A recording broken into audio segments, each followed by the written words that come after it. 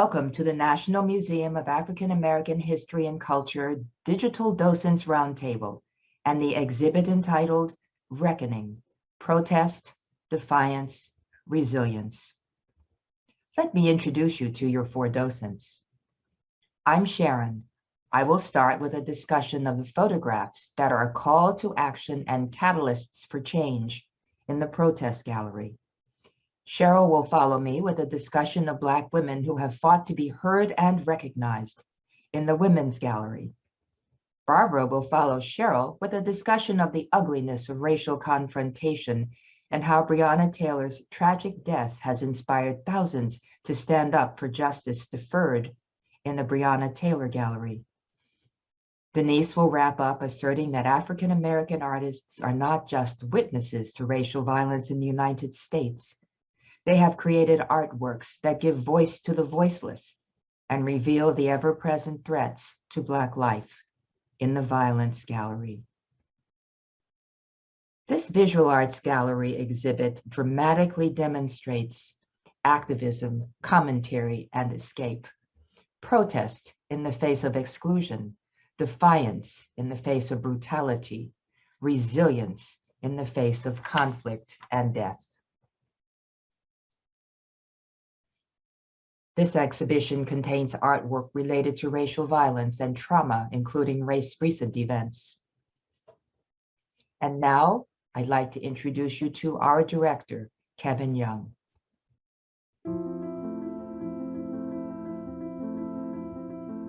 Welcome to Reckoning, Protest, Defiance, Resilience.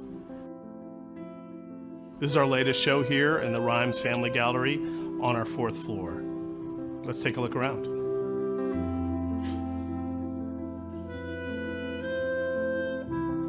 So we picked this title, Reckoning, because we were thinking about the reckonings of the past few years, especially last summer with the protests around the murder of George Floyd. These were the largest protests and mass movement in American history. How do we capture that? This is something that African American artists have long thought about, these questions of resilience, these questions of protest, and these questions of defiance that they bring together in visual art, whether it's photography, textile art, sculpture, or portraiture. And we're going to see that here today.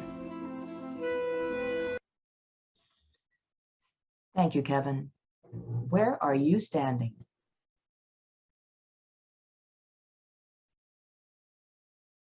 Stand with me, please, at the entrance to the protest gallery. If you were in the museum, you would see these two large wall murals on your left and right, extending the length of this opening gallery.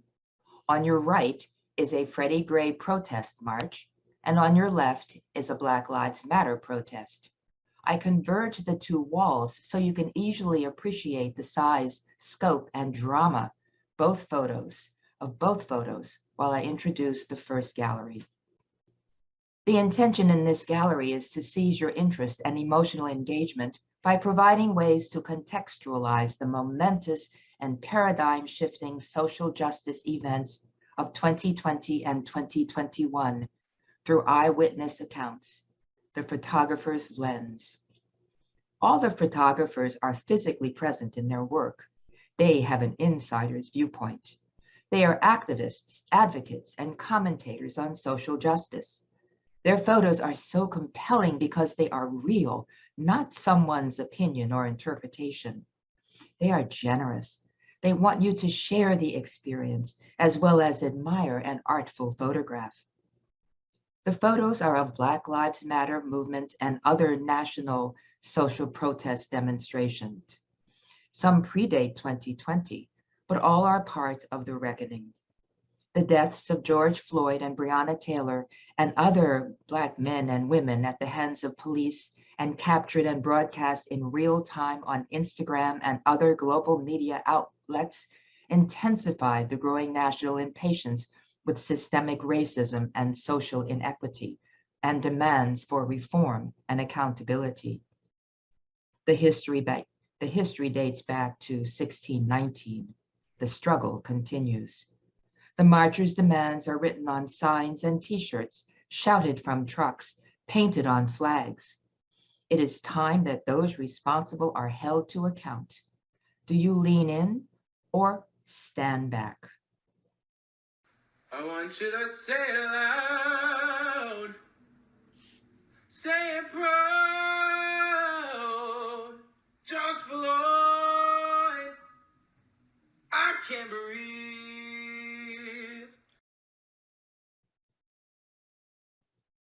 Tommy Oliver, a producer, director, and cinematographer, was editing his movie, 40 Years a Prisoner, when he heard the commotion. He grabbed his still camera, ran out into the street, and started taking pictures. As an example of rapid collecting, our museum now owns over 80 of his photographs. Rapid collecting is an action strategy. It is how museums today react quickly to social moments. Aaron Bryant, the curator of this gallery, said, "The artifact, this case the photograph, actually stands as a metaphor. In many ways, it becomes a portal by which we can connect our visitors with the story we are trying to tell." Let's look at the photo. It's a wide and long view, thousands of people in the street, the largest protest in LA history. The curator's brilliance in making the photo wall-size draws you into the street. Cedric the Entertainer and Michael B. Jordan add media star power to the expansive power of communities to confront injustice. Look at how the photographer draws you in.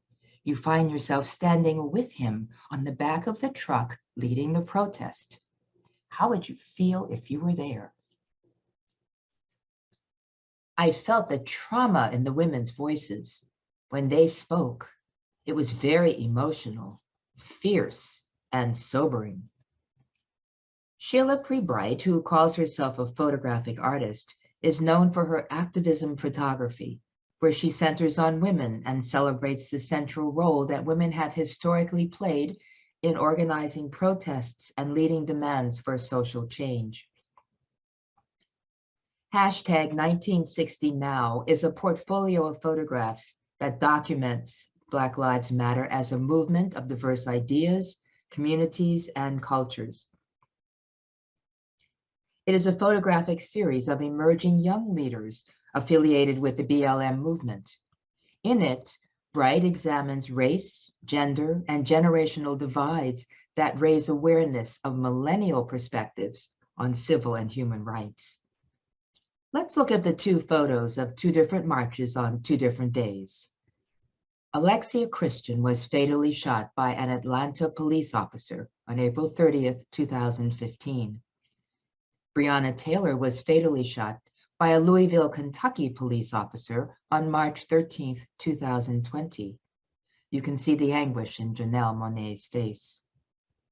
And you'll also notice that the woman holding the Brianna sign is wearing a Trayvon Martin sweatshirt, thus linking these two events in our historical memory across 8 years.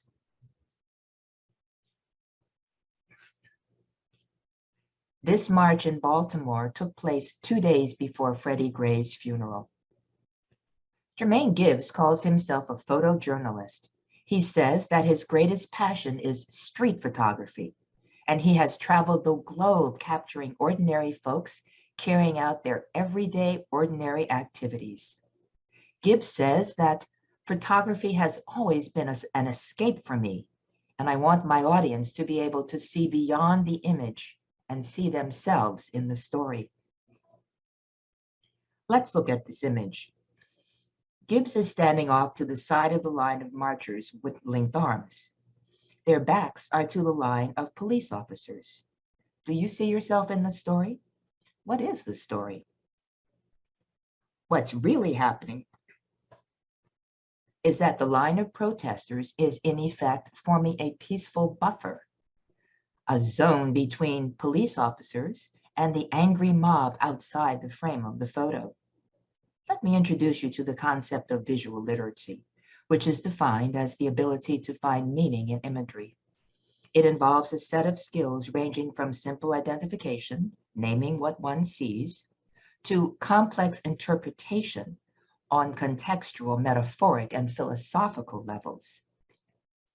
Thinking about the images you have seen and will see, you can decide for yourself how visually literate you are.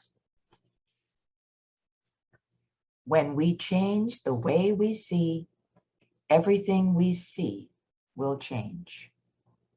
Jermaine Gibbs. These are the only two non-photographs in the gallery. Many artists have used the American flag as a symbol or a formal challenge, as patriotism or protest. Let's look at the tiny one first. Jean-Michel Basquiat was an Afro-Latino artist of Puerto Rican and Haitian descent. During his 27 years on this earth, he experimented with unconventional materials and ideas. Beginning his career as a graffiti artist in New York, his works are found in galleries and private collections around the world. He was 17 years old when he interpreted this flag. He uses watercolor, gouache, and ink on composition book paper. The black X's were typed. It's about the size of a 3x5 card and was crumpled up and then partially smoothed out. The curators comment that the letter X in the blue field may refer to the X formerly enslaved people used when they could not write, or to the X Black Muslims used to reject their so-called slave names.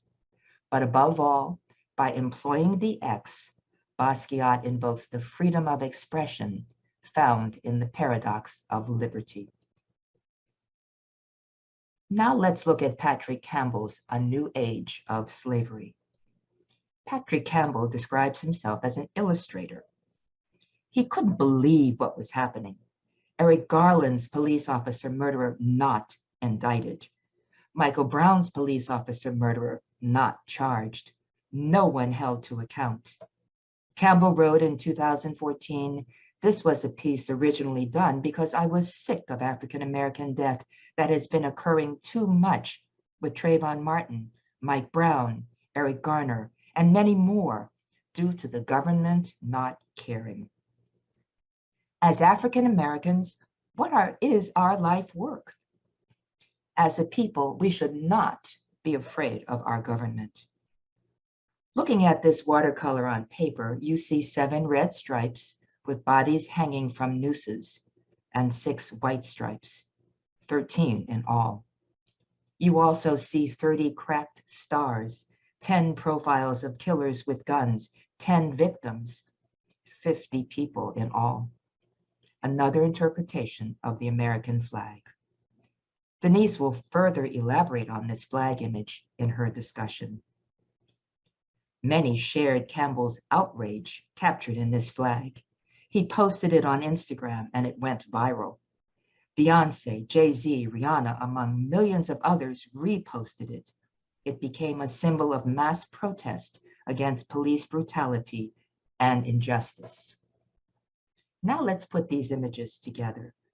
I show you on the left how tiny the Basquiat flag is, but how important it is to the concepts of this exhibit as it shows on the very opening panel of the exhibit. You have seen this photo of marchers before, but I'd like to call your attention to a detail. The T-shirt of the gentleman on the far left bears an image. The image that it bears is that of Patrick Campbell's flag, thus illustrating how art is captured in the ephemera of the movement.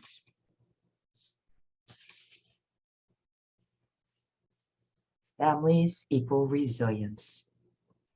Let's look at these 3 images. 2 are by Zun Lee and 1 by Devin Allen. We recall that Freddie Gray and George Floyd were often memorialized as caring fathers. Think about how many mothers have tearfully pleaded for their children's lives to be spared or for their killers to be caught. Zun Lee is an award-winning visual artist, physician, and educator. He was born in Germany and now spends his time between Canada and the US. In his late 30s, Lee discovered that he was not the son of 2 Korean immigrants. Rather, his mother was Korean and his father, who he never met, was Black. Coming out of his own experience, Lee challenges cultural assumptions about Black males as men, friends, and fathers. He says he investigates Black everyday life and family spaces as sites of intimacy, belonging, and insurgent possibilities against cultural displacement and erasure. The first photo on the left is captioned, Billy Garcia and daughter Esmeralda sharing a tender moment at a gas station, from his father figure portfolio, 2011 to 2015, a quiet affirmation of resilience. The second photo is part of Zun Li's Black Lives Matter series. It captures a nightly demonstration led by the Brown family, making its way down Ferguson Avenue in Missouri on October 11, 2014.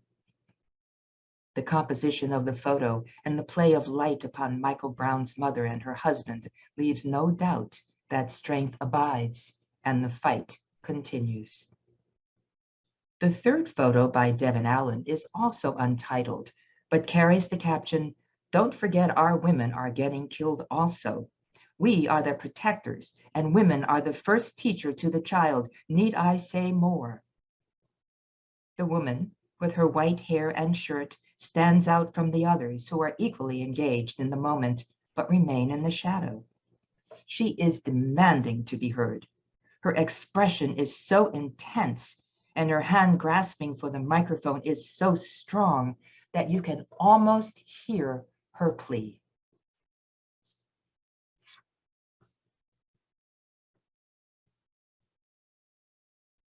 Protest, defiance, resilience.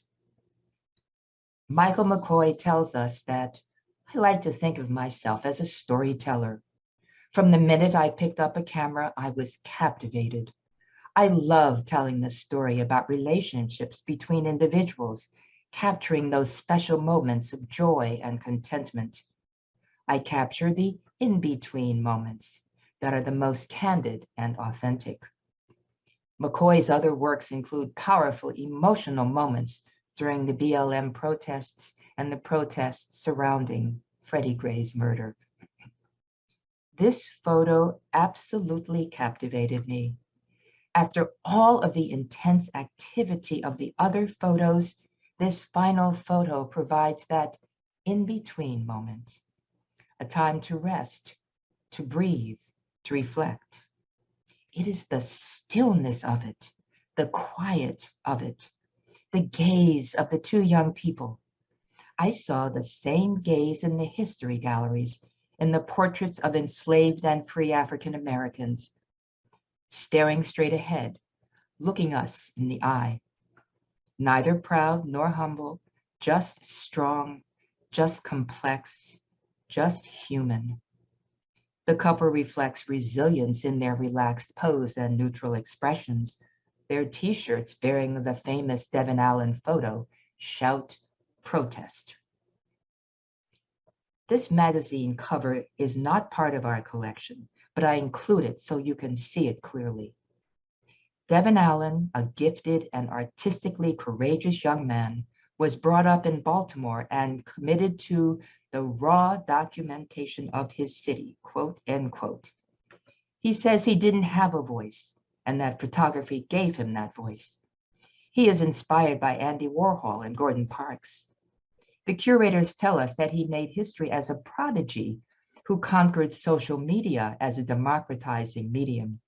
Like Jermaine Gibbs, Instagram is his global gallery. This photo, entitled Baltimore Uprising, was shot in the midst of a Freddie Gray protest in Baltimore on April 25, 2015.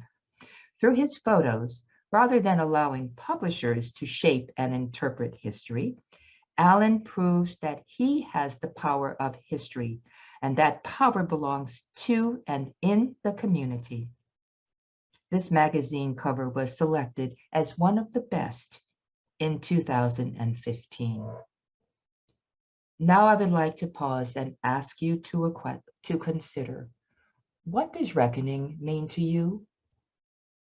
Taking action to catalyze change, challenging cultural assumptions, displacement, and erasure, embracing the in-between moments of joy and contentment.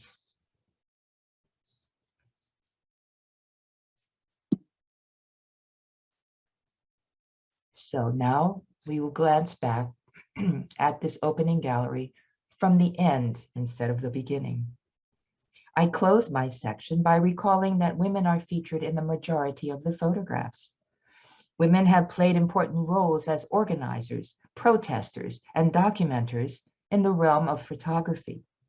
Sherrod will now explore activist women as depicted in print, textile art, and oil.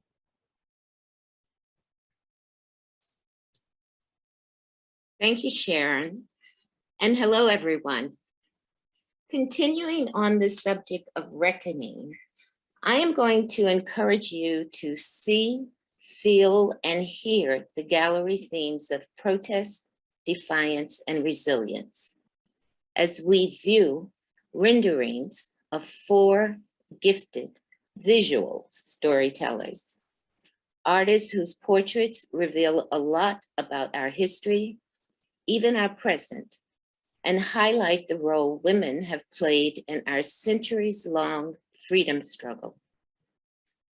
Our journey crosses 4 types of media: quilt, oil on canvas, graphite pencil, and linoleum, print on paper, aptly introduced by the image before you, a 14-inch sculpture by 20th century artist Mita Fuller. Ethiopia is a symbolic image of emancipation. It is, in Fuller's words, an image of a group who had once made history and now, after a long sleep, was awaking, gradually unwinding the bandage of its mummied past and looking out on life again, expectant but unafraid, and with at least a graceful gesture. Ready? Harriet Tubman didn't take no stuff, wasn't scared of nothing either, didn't come into this world to be no slave, and didn't stay one either, Tubman's long and legendary life embodies gallery themes of protest, defiance, and resilience. Born to enslaved parents and nearly killed at 13, she determined to be free, escaped enslavement, and returned again and again to lead family and friends to freedom.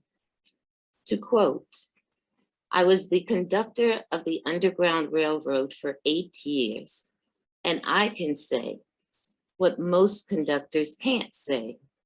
I never ran my train off the track, and I never lost a passenger." Tubman's many roles as Underground Railroad conductor, Union spy, scout, and nurse, entrepreneur, and philanthropist cemented her reputation as a remarkable American patriot. Protest, defiance, resilience. Several years ago, the National Museum of African American History and Culture and the Library of Congress acquired a photo album belonging to Quaker abolitionist and Tubman friend, Emily Howland. As part of a joint ownership agreement, the album recently moved to the Library of Congress. In it is a 3-inch by 2-inch photograph of Tubman in the 1860s, when she would have been in her 40s. Lisa Butler, a fiber artist known for her quilted portraits, used the photo to create a rendering of Harriet Tubman. Butler's technique is to find a photo in an archive, make a sketch, and start thinking about what she can tell from this person, from the veins in the hands, the lines on the face, the hair, the dress, the eyes, In Butler's words, it was a privilege to capture something of Tubman from the photo. What did she capture? For my part, a picture of activism, defiance, and resilience. I go to prepare a place for you are words spoken by Tubman to family and friends shortly before her death.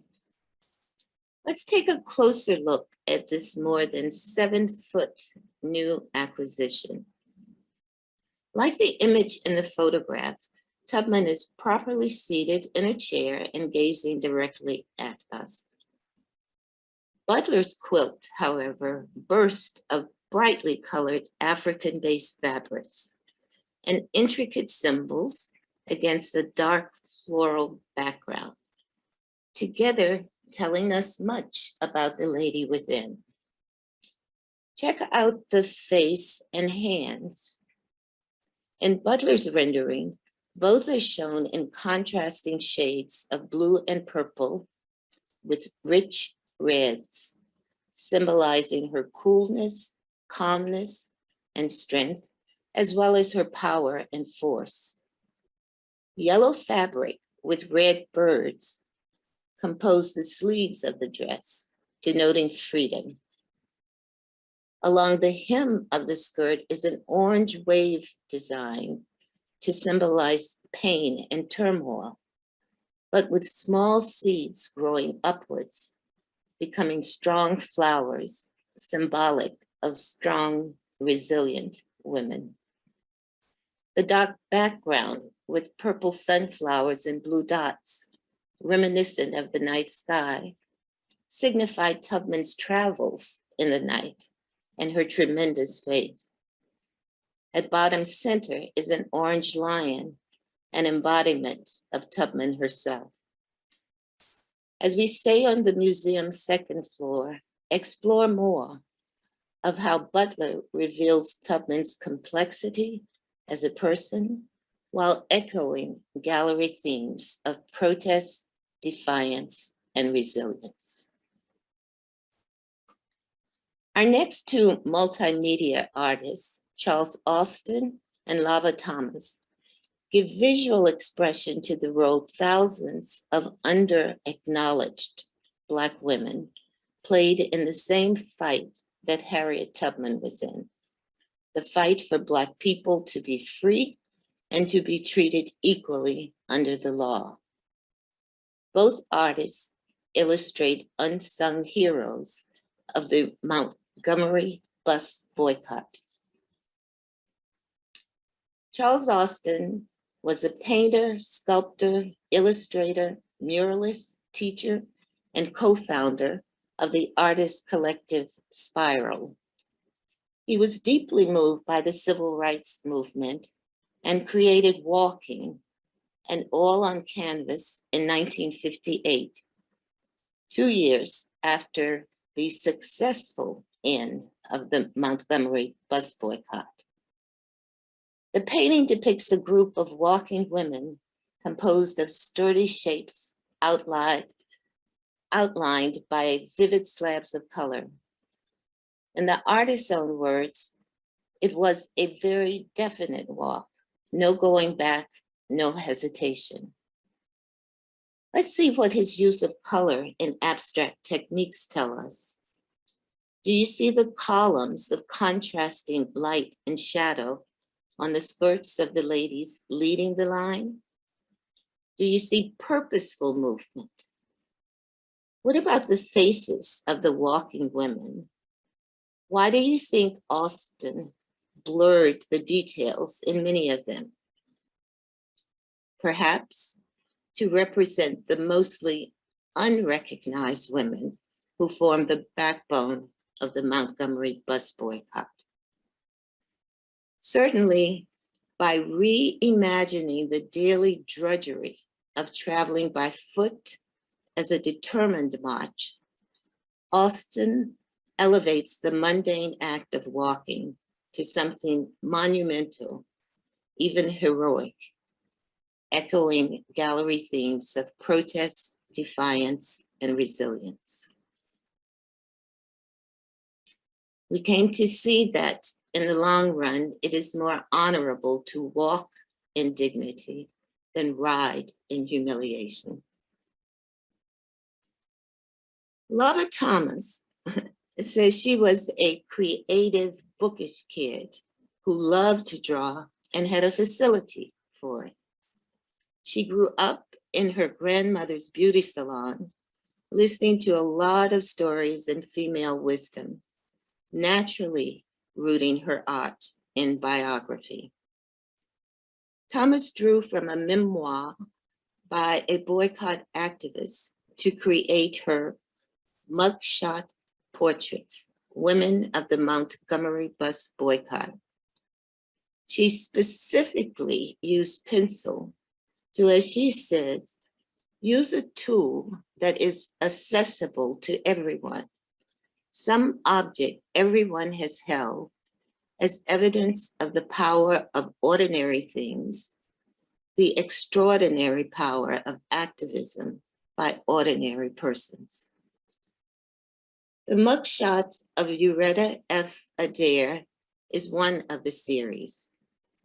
Mrs. Adair was a member of the executive board of the Montgomery Improvement Association and one of over 80 boycott leaders indicted for what city officials deemed conspiracy that interfered with lawful business. Like Butler's portrait of Harriet Tubman, Mrs. Adair is defiant, gazing directly at us through her cat's eye style glasses. She is a lady on a mission, defiant and resilient. Do you see parallels between 1956 and today? Similar injustices and humiliations? I would say the rise in racial hostility and the methodical erosion of civil rights laws and protections are among them. Our final stop is the artwork of Washington-born and bred Elizabeth Catlett, a major presence in American art, and in my opinion, a lady whose alertness to racial prejudice and discrimination was evident early on. A grandchild of formerly enslaved persons, Catlett heard stories of slavery growing up. She learned the realities of life for African Americans firsthand living in Washington, D.C., and again when her scholarship to Carnegie Institute of Technology was rescinded on the basis of her race. But the heavens were on her side. Catlett studied at Howard University, learning from such luminaries as Elaine Block, James A. Porter, and Lois Mailou Jones. Over her 70-plus year career, she created a body of socially conscious art to, in her words, render visible that which had not been the subject of art, to convey social messages rather than pure aesthetics, and to give voice to the enduring dignity, strength, and achievements of Black women. Art for me, she says, must develop from a necessity within my people. It must answer a question or wake somebody up or give a shove in the right direction, our liberation. Catlett completed The Negro Woman in 1947 while studying and working in Mexico City. The intimately scaled linoleum cuts chronicle the oppression, resistance, power, and survival of African American women. 12 are on display. Each image is gouged with sharp, angular strokes and named in the first person, inviting us to both witness and identify with the subject. Catlett later titled the series The Black Woman. 3 slides in particular echo gallery themes. I have special reservations, protests, My right is a future of equality with other Americans. Defiance. I am the Black woman. Resilience. The women portrayed in this gallery section represent the spectrum from a well-known activist to those who quietly pushed for equity. In exposing and condemning the crimes of the past, reckoning is in the forefront of their minds. These women exhibited bravery in their protests, a fiercely determined spirit to defy and correct inequities, and a resilience in the face of each and every aggression. Protest, defiance, resilience. As Sharon did, I ask you to think, what does reckoning mean to you? The defiant settling of accounts of someone who didn't take no stuff? The resistance to past injustices and oppressions? The unwinding of the bandage of a mummied past? Barbara continues to unfold the gallery's reckoning theme, introducing us to the works of two artists, Merton Simpson and Amy Sherrod, and the life of Breonna Taylor, a young woman who suffered violence she had no opportunity to fight against. Barbara?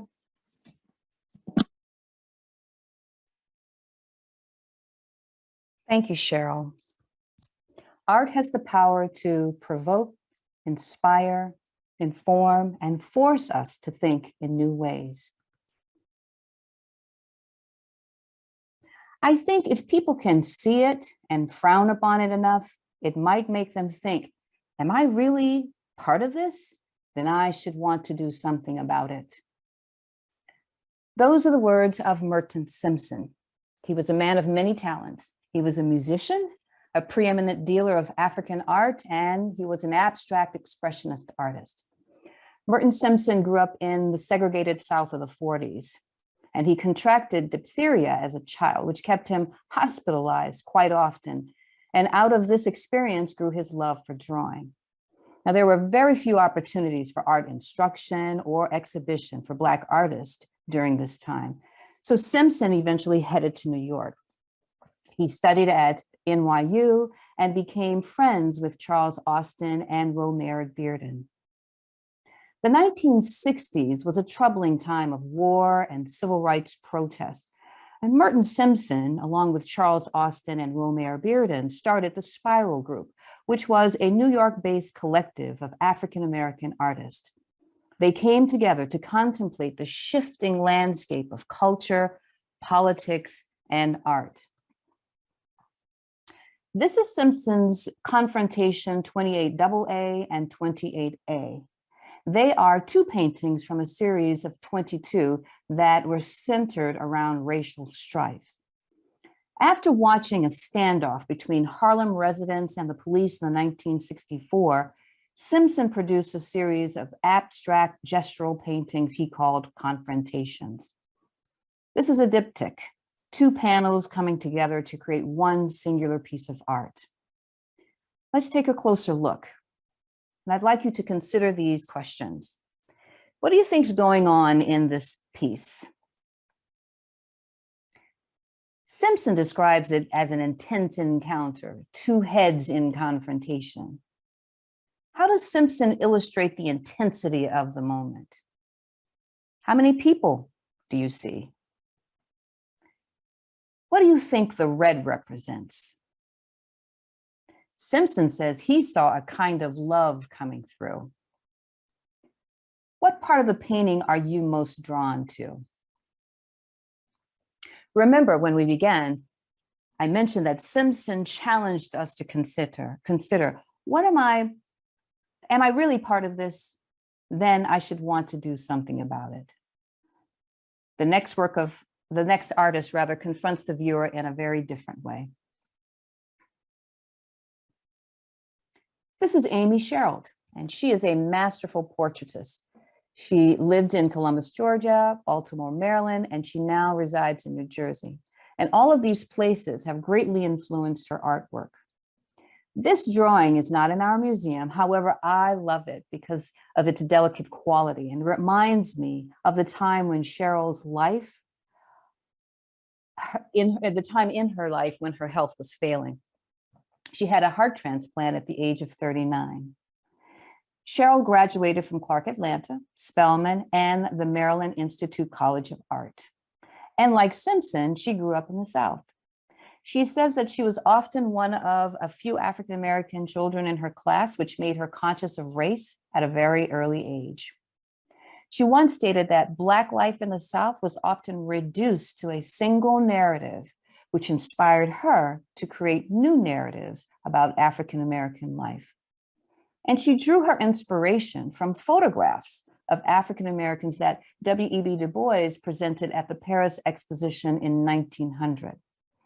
This photograph and the next one is not in our collection. However, both images were used to counter racist propaganda and to say, this is who we really are. Du Bois, Frederick Douglass, who was one of the most photographed men of the 19th century, both used the camera as a tool to counteract Black stereotypes. Du Bois, Douglass, and Sherrod all used the portrait to emphasize the humanity of Black people. This is Grande Dame Queenie, and it's a life-size oil portrait. Amy Sherrod has always been interested in identity, how it's constructed and performed. Her subjects are usually standing, facing forward, confronting the viewer directly with their gaze, undaunted, confident, gazing right back at the world. And her canvases are often magically real. The skin tones are grayscale, and you may recognize this famous portrait of Michelle Obama done in the same technique of grayscale. Now, her subjects are usually chosen randomly and they're photographed. They are dressed slightly unusual in fantastical costumes that she sources from thrift stores. And there's often a dual meaning in her compositions. Look closely here. Notice the raised little finger, the hands holding ever so gently the cup and saucer, the ruffled shirt below the prominent yellow bow, and the striped pants. Is this figure male or female? Is Sherrod critiquing a social norm or challenging a dominant narrative? Or is she making a connection to a particular experience? For more than 20 years, Amy Sherrod has filled up the narrative with Black families and Black people on canvases. She challenges the status quo by saying, I am my own ideal.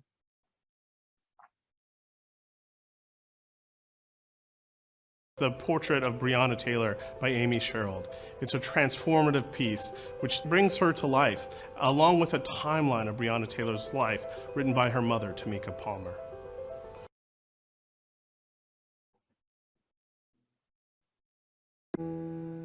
Breonna Taylor was a 26-year-old young woman who did not get to live the life she had envisioned for herself.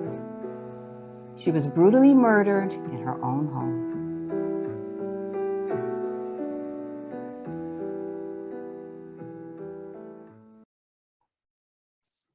When Amy Sherrod was asked to paint the portrait of Breonna Taylor, she felt that she was giving her a voice. It was the first time she had ever painted someone who was no longer living. She did extensive research, studying many photographs of Brianna, and even speaking to her mother, Tamika Palmer, who mentioned that her daughter loved to dress up. And that was something Sherrod wanted to convey in this portrait. Sherrod photographed a model who shared Brianna's similar body type and contacted a Black designer in Atlanta for the dress design. She spent 2 weeks on the face alone, trying to get the perfect layering. She went through 14 different backgrounds, dress colors, and hairstyles before settling in on turquoise, which was Brianna's birthstone. Sherrod chose to paint both the dress and the background in similar tones as a way of having the viewer to focus in on Brianna's face. She wanted the painting to feel ethereal and grounded at the same time.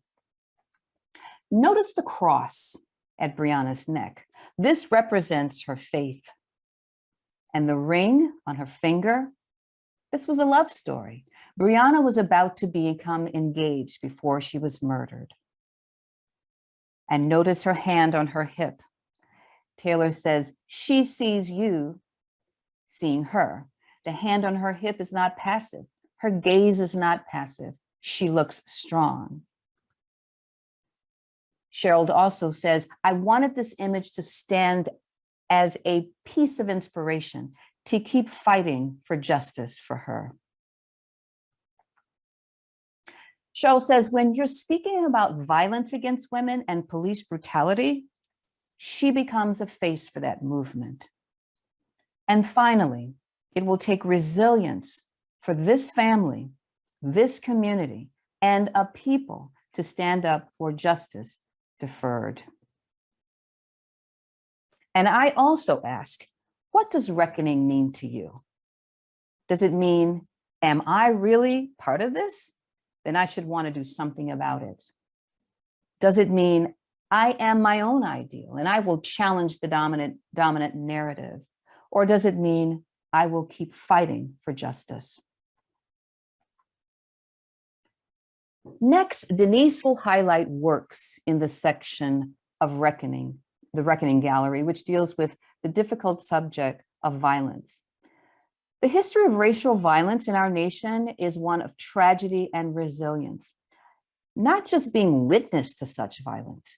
African-American artists have created artworks that give voice to the voiceless and reveal the ever-present threat to Black life. The continued chronicle of violence against women, their protest, defiance, and resilience in the face of such violence will be highlighted here. Please recall our admonition about the violent scenes in this section. Denise? Thank you, Barbara.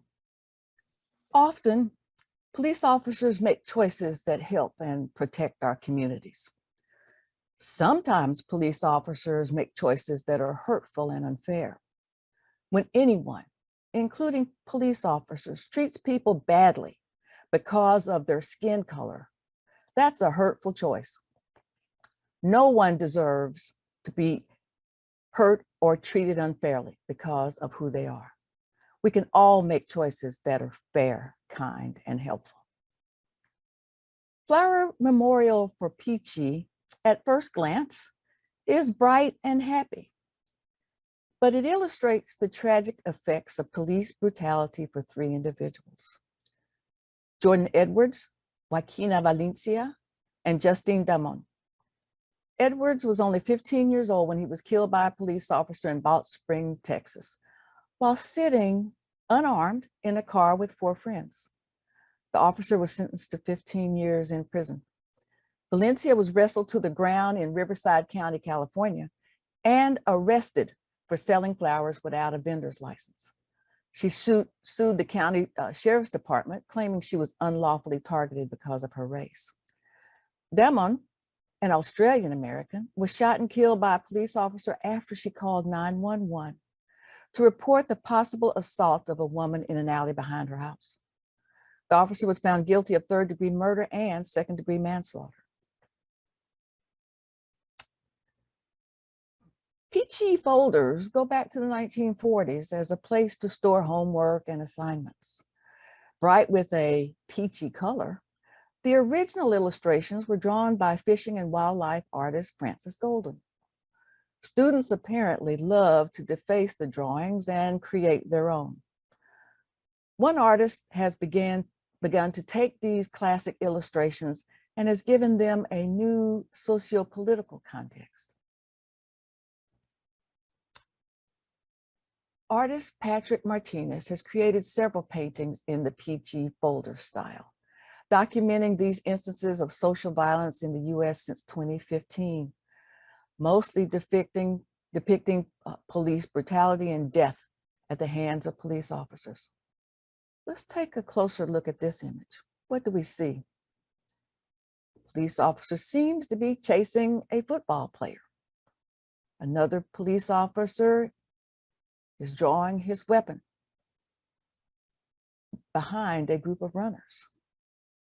And to the far left, a police officer appears to be swinging a club at a recent graduate, still in his cap and gown.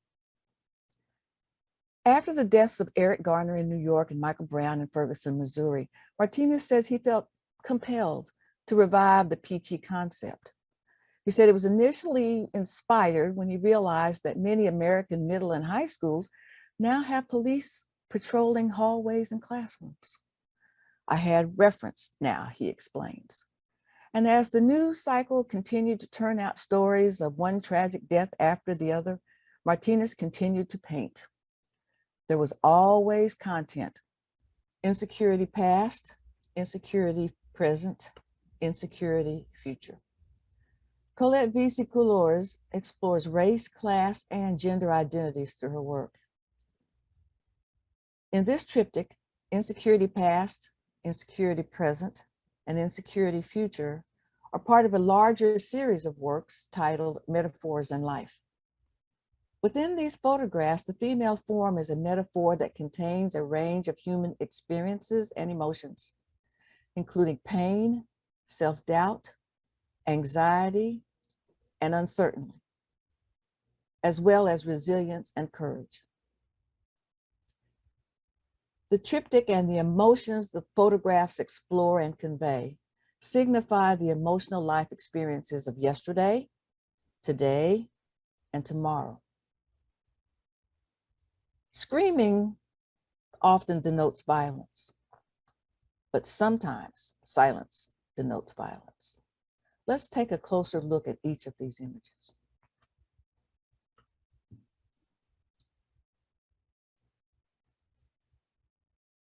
In Insecurity Past, we see the female form withdrawn into a small space. We can barely see her knees under her head, or what also appears to be a void or blank space. Her hands appear to be wringing in anguish or despair. What has she been through? Does her resilience lie solely in her ability to survive into the future?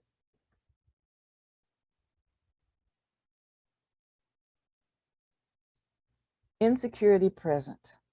Here, the form is seated with her legs crossed, her head dipping below her curled shoulders. Most striking is the position of her hands, held out as if questioning why. Is she protesting her fate here? We only see the top of her head, or we see the void. What is she asking us?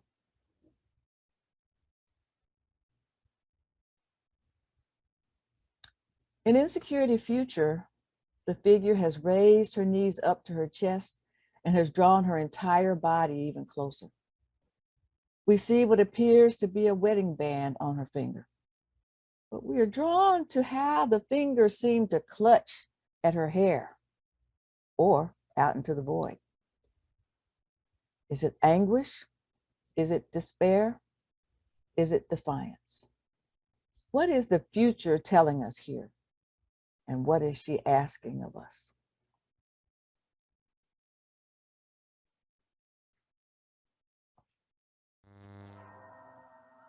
Southern trees bear a strange fruit. What exactly is a lynching? It's a form of violence in which a mob, under the pretext of administering justice without a trial, executes a presumed offender, often after inflicting torture and corporal mutilation. The term lynch law refers to a self-constituted court that imposes sentence on a person without due process of law. Mildred Thompson drew this image in 1963. The sexual and violent torment African-American women have endured is very well expressed in this image. Thomas had serious problems remaining in the United States after hearing of several lynchings, and she left for Europe not long after making this drawing.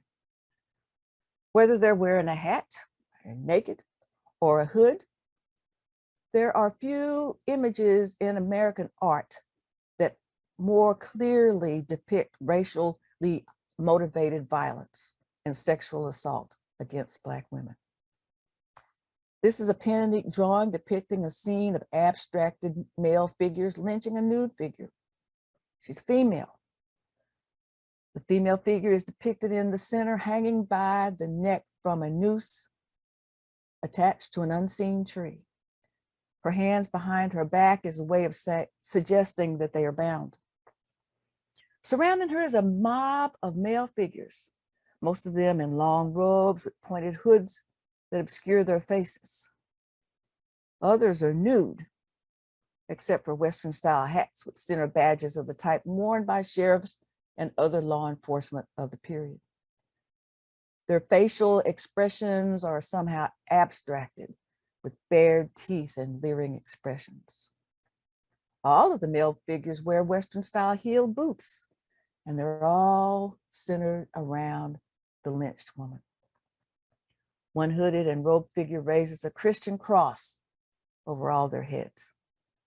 What is that supposed to denote for the viewer? How does it make you feel?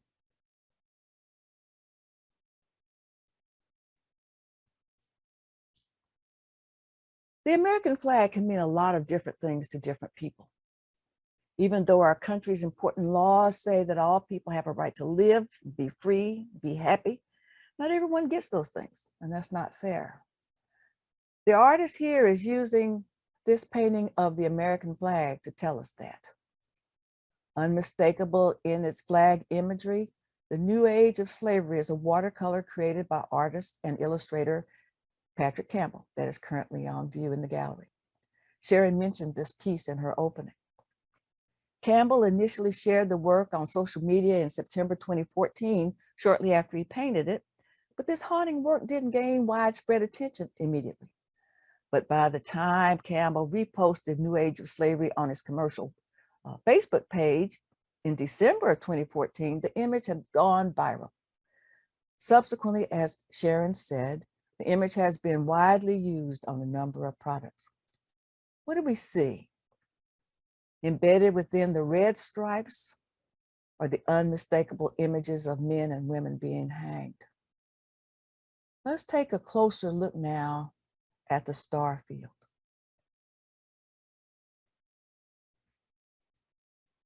What do you make of the stars?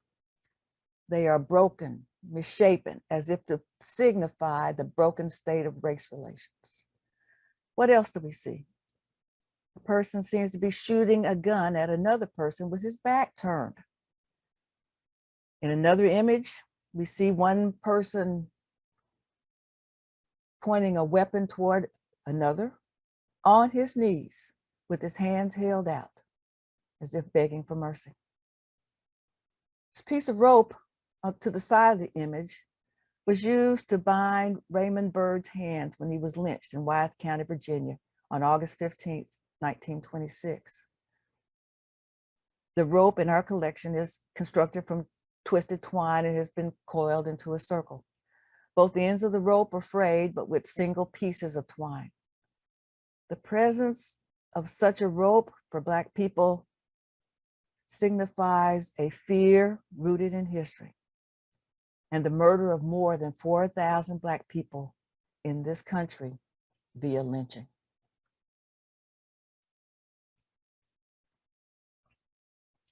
Part of the 12-part series, The Black Woman by Elizabeth Catlett, discussed by my sister Cheryl. Black and white linocut here of a hanged man. Now, the center of the image shows a lynched man with a noose around his neck and open eyes. He gazes up at people.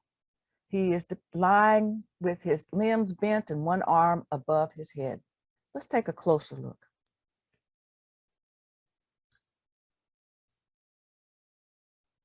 What do we see in this close-up? The man, as I said, is lying down, looking up. His hand is raised. Is he waving or is he fending off someone?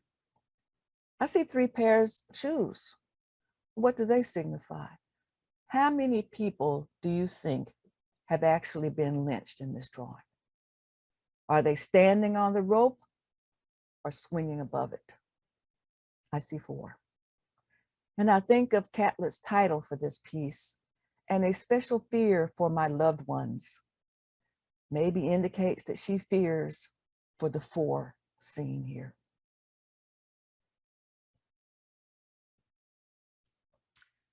The greatest violence that you can inflict on a mother is to kill her child.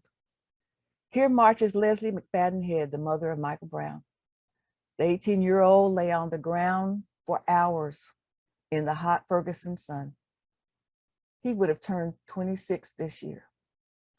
Leslie's shirt reads, "Innocent Blood." This is a digital image of protesters walking down Ferguson Avenue toward the Ferguson Police Department. She is holding hands with her husband and she is surrounded by a large crowd as she marches. But I am mostly drawn to her face, the face of determination. A protest, obviously. Of defiance, certainly. Of resilience, most definitely. What must it take for her to take each step in honor of her son and all the other sons?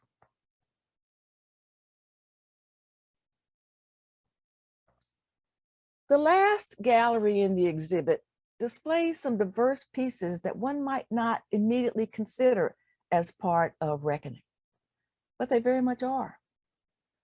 The subject of An Offering by Stephen Towns was inspired by Marcus Rediker's 2007 book, The Slave Ship, A Human History. The series of 7 panels pay homage to West African people who were uprooted from their families and forced to endure the brutality of the Middle Passage and enslavement. The shape of each panel recalls the iconic 18th century British slave ship, the Brooks. The candles represent an offering to these ancestors in a gesture of gratitude and solace.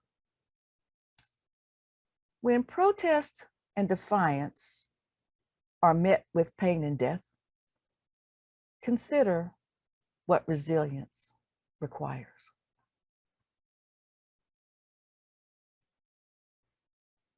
We ask, what does reckoning mean to you in the context of each segment of our tour today?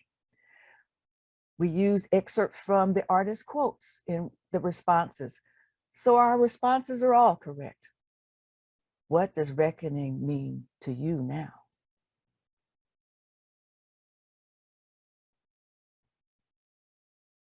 We invite you to join us and other docents for other virtual tours in our Community and Conversation program. Links to various topics are located on our events page on the museum website. And now we want to thank you for joining us for Reckoning, Protest, Defiance, Resilience. We hope you will visit us at the National Museum of African American History and Culture very soon.